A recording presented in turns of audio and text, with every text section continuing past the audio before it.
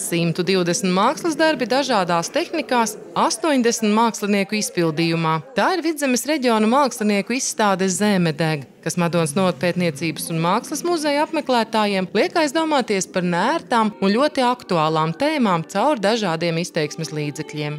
Izstāde ir brīnišķīga. Jūs zināt, mākslinieki ir tas spēks, kas arī dod šajā laikā cilvēkiem, rada prieku, liek saprast, liek domāt, jo tēma ir ļoti neparasta. Un man liekas, ka to, kā mākslinieki izjūt, to neizjūt neviens cits. Vidzemes mākslinieku darbu izstāde ik gadu tiek rīkota kādā no Vidzemes pilsētām, šoreiz Vidzemes augstienes sirdī Madonā. Kā uzsver izstādes kuratori, tēma izvēlēta, lai aktualizētu pasaulē un valstī notiekošos sāpīgos procesus – ekonomisko krīzi, nesaskaņas, Covid-19, nelabēlīgās situācijas ģimenēs, badu pasaulē, politisko spēku spēles, karus, plūdus, ugunsgrēkus, bezspēcību un citas lietas, kas mūsu sajūtās liek zemei degt zem kājām. Un katram māksliniekam šī tēma var būt sava – iekšēja, ārēja, tuvāka vai tālāka, lokāla vai pasaulīga.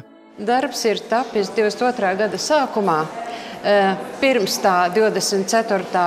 februāra, jo pēc tam droši vien darbs izskatītos citādāk. Tas ir sapnis par vasaru, sapnis par ziediem, sapnis par pieneņu pļavām. Gribās šo skaistās ainavas, ziedošās, redzēt vienmēr un mūžīgi. Un tā sāpe, kas ir pašlaik, lai tā pārietu, sadzītu, lai pārņemtu pienenis un paliktu tikai atmiņas.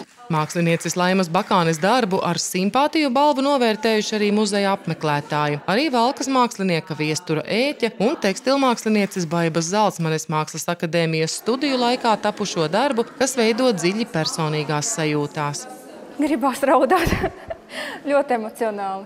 Es biju gaidībās, kad es taisīju šo darbu, un tas bija tāds pats emocionālākais brīdis, kad varēja izlikt to, kas ir, un arī ir grūti izlikt to, kas ir, tāpēc, kad kāds arī to visu lasīs, un tas bija tāds satraukums, jo tas tā kā atdod sevi visiem, un tas teksts ir ļoti personisks un dziļš.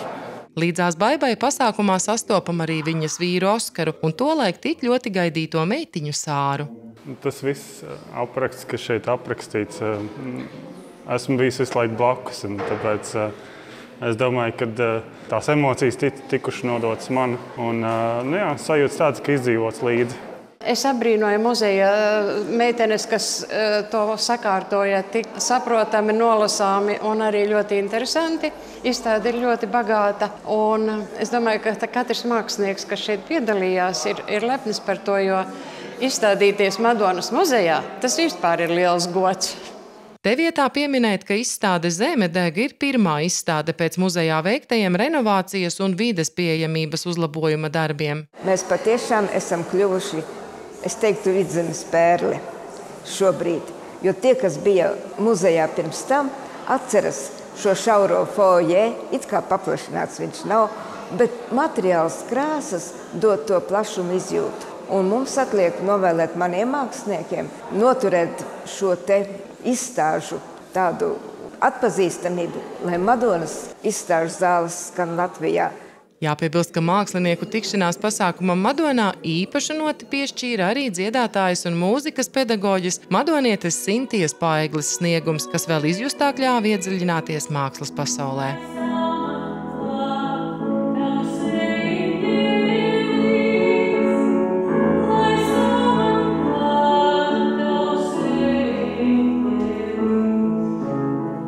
Sandra Zariņa, Aleksandrs Ezeriņš, Vidzemes televīzija.